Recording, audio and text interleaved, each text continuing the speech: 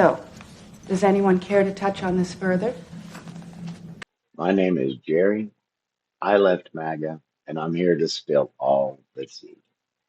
This is episode 28 in a series of Why I Left MAGA, and today I want to present to you a certain Senator Josh Hawley from my state of Missouri. What I've done is I've pulled up a couple of articles and a few quick clips, and then I want to show you my technique. I want to show you where I go to get uh, access to following the money. So let's start out with this article. It's posted by Yahoo News, originally posted by the New Republic. All the links will be in the description. Josh Hawley hit by two terrible reports back to back. This is in 2024. The St. Louis Post-Dispatch's editorial board endorsed Hawley's Democratic challenger, Lucas Kunce, on Sunday, calling Hawley, quote, worst sitting senator in America right now, end quote. Interjection here. I agree. I voted for Kunce. 2024 was my first time voting a straight Democrat ticket. I won't ever vote Republican again. No, not going to happen. Back to the article. The Missouri newspaper of record said that Hawley, quote, stands apparent for his singular role in spurring the violence, end quote, on January 6, 2021, referring to the Capitol insurrection. The editorial pointed out that Hawley was initially the only senator to challenge the 2020 presidential election results and raised his fist in solidarity with the mob on January 6, only to run away with his fellow members of Congress when the mob breached the Capitol building. Hawley's actions on January 6 alone would, quote, merit his expulsion from Senate, end quote, the editorial said. If not for his other stances, his attempt to halt aid to Ukraine, his lack of accomplishments in the Senate, and his, quote, unparalleled record of demagoguery on the Senate floor, where he endlessly spews faux populist sound and fury, signifying nothing, end quote. The editorial went on to praise Kuntz, an attorney and Marine veteran from a working class family in Jefferson City, Missouri, noting his moderate political background and support for red flag gun laws and universal background checks. Coons has also worked with the Department of Defense, negotiating arms control agreements, including Russia and NATO, in contrast to Hawley, who supports abandoning Ukraine in favor of Israel. Put a pin in that. Then, on Monday, Hawley came under fire over a Missouri Independent story detailing his use of a private jet to campaign around Missouri, even though he attacked his 2018 opponent, Democrat Claire McCaskill, for doing the same. It's endless, folks. It's endless. According to the report, he spent over $132,000 on chartered flights between mid-December and June. By the way, I want to go back on this and point out the date line on this. This was originally published Monday, October 14th, 2024. All right. So let's get back down here. Missouri's flyover guy is for this, or I'm sorry, Missouri's flyover country for this guy, Coons said on Saturday at a rally in Jeff City, pointing that he instead was campaigning in a minivan with his wife and 16-month-old son. The self-described Christian nationalist Hawley seeks to push religious values as law alongside his wife, a lawyer for the extremist legal group Alliance Defending Freedom.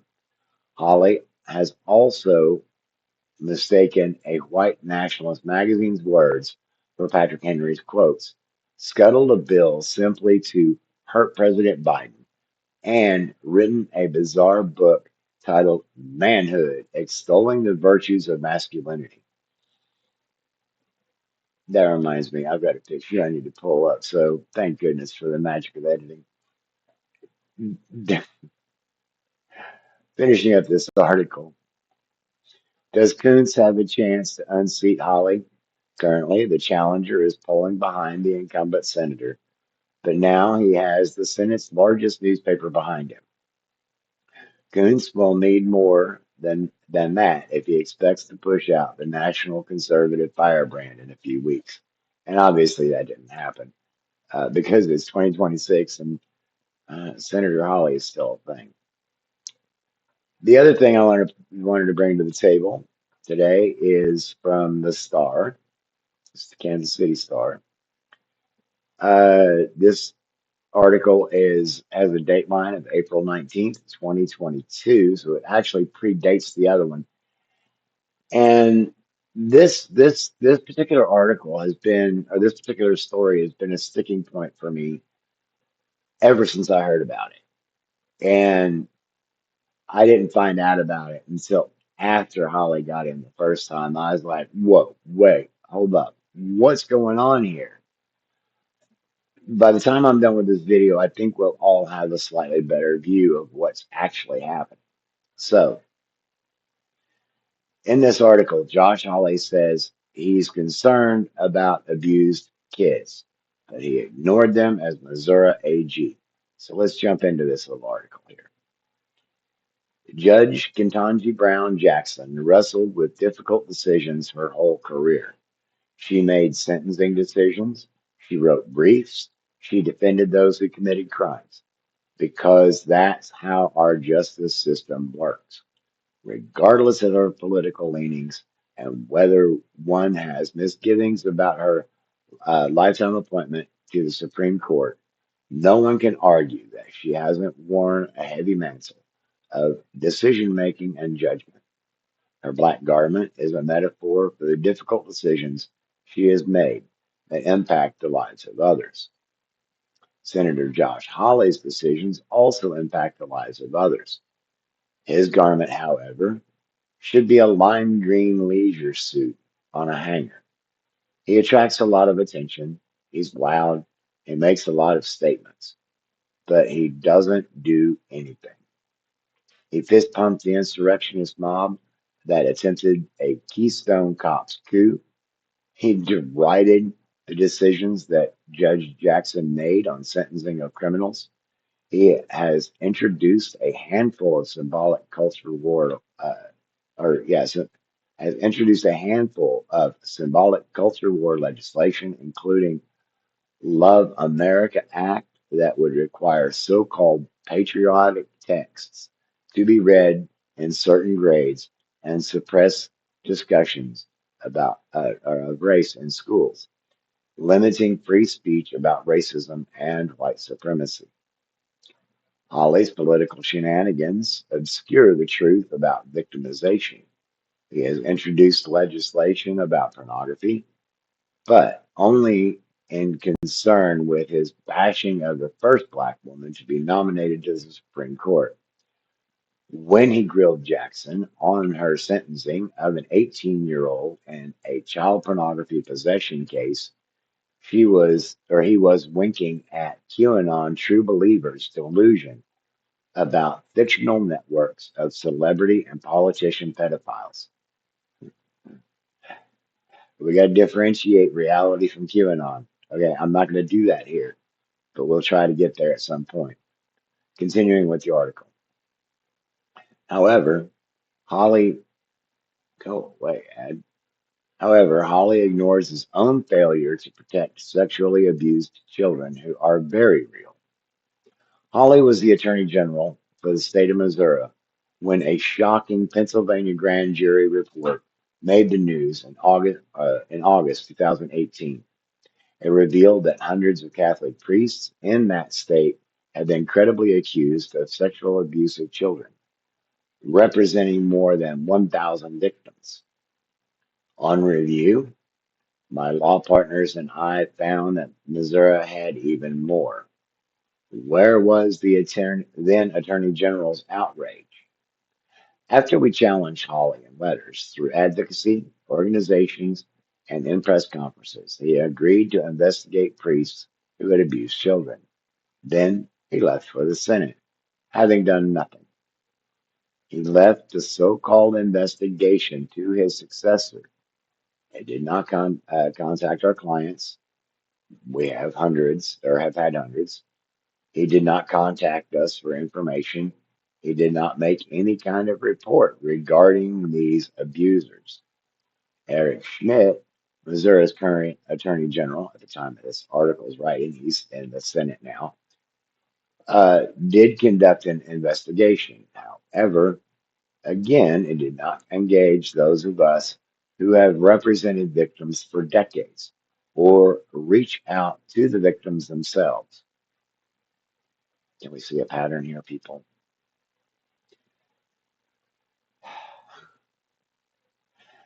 Back to the article. They relied upon self-reporting by the bishops and archbishops in Missouri, the same bishops and archbishops who for decades had covered up the abuses found in their geographic territories. Nonetheless, the inquiry identified 12 priests who could be referred for prosecution. One prosecution has occurred. Where is Hawley's outrage that children of his own state have been used as sexual toys by those of the most powerful figures in their lives? His outrage stays in Washington, D.C., directed at symbolic issues. His embrace of conspiracy theory dog whistles aimed at his political opponents grabs attention as he ignores actual allegations of sexual abuse of children. His booming baritone voice reinforces his fiery diatribes, but he does nothing. Loud, attention grabbing, do nothing. A lime green leisure suit on a hanger. We challenge Senator Hawley to take a fresh look at the crimes against children committed in his own state, including allegations against elected officials in his own party, and actually do something to protect children. Oh my goodness. Do we see a pattern, people? All right, so I've got this video back over at Right Wing Watch. I've got this video lined up. It's from June 21st, 2024. And Josh Hawley is saying that he thinks we need more Christian influence in government. Think about Project 2025 as you listen to this. The time that religion divides this country. The left says it constantly. Have you heard it? All the time. They're like, oh, religion is so divisive. Religion divides America. I'm here to tell you today, religion doesn't divide America. Religion unites America. We are a religious people. I'll tell you what divides America. What divides America is the left's attempt to destroy religion. That's what divides America. What is dividing America is their attempt to erase our heritage, to erase the foundation that this country has in, yes, the Bible. This is the greatest country in the history of the world because we are a country founded on the principles of the Bible. That is the truth. And most Americans know it. They know it to be true. They know it. No, no, no, no, no, no, no. All right, let me try to finish this because I've still got three more clips to play. A little secret, an open secret. You'll see what I mean. And then, yeah, I've got to go grab this other thing. But let's get back to this. Know it to be true. Who's dividing America is the radical left. And that's why I say to you, we don't need less Christian influence in our society. We don't need less Christian witness in our society. We need more. In every part of government, in every part of society. You know what we ought to do? We ought to take the pride flag out of schools and put the Bible back in. You know what? You know what? We ought to take the trans flag down from all of our federal buildings, and over every federal building in America write the words, "In God we trust." In God we trust. Amen. In God We Trust was a Christian nationalist slogan that was added into the American rhetoric in the 1950s. Anyway, thank you, J. Edgar Hoover. Thank you, Billy Graham. Anyway, so let's see. I can't tell how long this clip is. Senator Josh Hawley claims the U.S. was founded on the truth of the gospel of Jesus. I'll include the link. I'm not going to torture us with it. All right. But I'll include the link in the description if you really want to check out what he's got to say. You go ahead and give that a thumbs up. And by the way, Right Wing Watch posted that on September 9th, 2024. These people have such a distorted concept of history. All right, so this one is almost 2 minutes long. Senator Josh Hawley says the U.S. is being destroyed by secular spiritual oppression. This clip was posted by Right Wing Watch, March 3rd, 2025. And oh my goodness, disclaimers exist for a You reason. know, this story actually sounds a whole lot like today when we open it up. We have the nation oppressed and we have Gideon afraid. Isn't that a lot like our situation today? I mean, can we just be honest? Is not our nation in so many ways spiritually oppressed? Are we not suffering the spiritual oppression of the forces of secularism in our society? For decades now, the Secularism tends to be empathetic. It contradicts authoritarianism. So yes, of course, it would destroy his worldview as a Christian nationalist. But I digress. I digress. Let's get back to it. forces of secularism, the false god, if you will, of secularism have said that Christians should be silent in the public square, that Christians should have no place in law or in business or in academia or in government. Yeah, there he's hinting at the Southern Mountains Mandate, which I think I showed with the Lance Wallnau video. But it's seven spheres of society that these people feel like Christians have to dominate to get God to send Jesus back, and they're willing to wreck everything to do it. So frustrating. The forces of secularism would cut us off from our spiritual history, from our spiritual foundations, from what makes us who we are as a nation. Listen, can I just And again, he's going back to that conspiracy theory that America was founded as a Christian nation. No, those who were considered the founding fathers were theists, but they were not Christian per se. They were part of a way of a new way of exploring thoughts.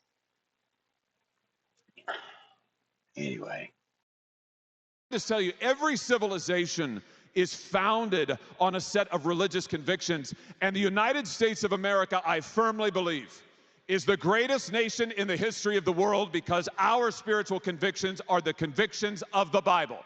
Do you agree with that? They are the convictions of the truth of the Word of God. But the forces of not when you're translating it in such a fashion that it justifies genocide and slavery. Oh, good grief. secularism seek to cut us off from that truth. It seeks to destroy it, and in so doing, to oppress our nation. No, no, no, no, no, no, no, no. I used to believe that Christians were persecuted, but it's because of how I was indoctrinated. So, Midas Touch Network Did you posted get your this. two? Some will say now. Oh shit. Midas Touch Network posted this. I'll put the link in. I'm not sure what the date is on here. Let me go ahead and give that a thumbs up too. But yeah, let's just But let's just check out this cat. Some will say now that I am calling America a Christian nation. And so I am.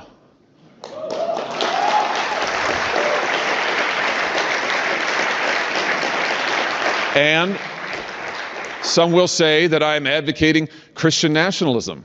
And so I do. Some will say now. So he just put it right out there on Front Street, didn't he? Hillbilly term, right out there on the public in the public square, um, out there for everybody to see. Main Street. I don't know where you come from. I don't know what your colloquialisms are. The old hillbilly stuff's been popping up in my vocabulary. Like I've gotten worked up, and I guess anyway. Over here is this website called OpenSecrets, and it's where I go when I want to follow the money. Um, so I looked up Josh Hawley's figures, and this is, as you can see here, contributors 2019 to 2024. The link will be down below, and you can see across the top here, there's like summary, elections, state data, industries, PACs, geography, demographics. We can look at the PACs here in just a moment, but I wanted you to see that here. Let me enlarge that font. There you go. His number two contributor is APAC. So there's two questions I suggest you ask any of your candidates because these are the two questions that I've been hearing most commonly suggested to be asked, but I've only heard them asked independently or suggested independently. One, will you prosecute Donald Trump and put him in jail and any and all of his accomplices? And number two, do you take money from any Israel lobby? So that said, you can, when you go to the website, you can do some exploring. There's a lot of names there. But let's go over here and look at the PACs that have donated. $400,000, agribusiness, construction, energy and natural resources. A lot of money there. A whole lot of money there. And looks like 60% of his money, 60.12% of his money came from ideological contributions. That would be organizations affiliated with the New Apostolic Reformation, the Heritage Foundation, all those cats. All right, so let me work some editing magic here. And thanks to the power of editing, I can now present you with information that is burned into my retina that you now get to see. Josh Hawley posted, I'm not sure where this post was made. Josh Hawley posted, it's crazy. Some people don't believe I'm straight. This picture proves I only enjoy heterosexual passion with my female wife. Um, um, okay. Just gonna go back to that. Links will be in the description. All right, thanks for hanging out with me on this video. And I hope that gives you some insight into Senator Hawley. I will probably end up doing one on Eric Schmidt before long. But this Josh Hawley thing, I've been seeing him pop up on Facebook, and it just got stuck in my craw. I'm just gonna leave it at that. Anyway, take care of each other. Well, take care of yourself so you can take care of each other. Try to get the rest that you need, and try to get the fluids that as yeah, they're necessary. Until the next video.